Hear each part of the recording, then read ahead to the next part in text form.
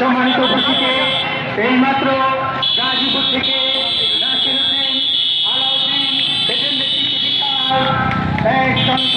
উপস্থিত হয়েছে। সম্মানিত, আমরা করতালির মাধ্যমে তাদেরকে অভিনন্দন জানাই। আপনাদেরকে আপনাদের নির্ধারিত আসন গ্রহণ করার জন্য আমরা অনুরোধ করছি। সবাই আপনাদের নির্ধারিত আসনে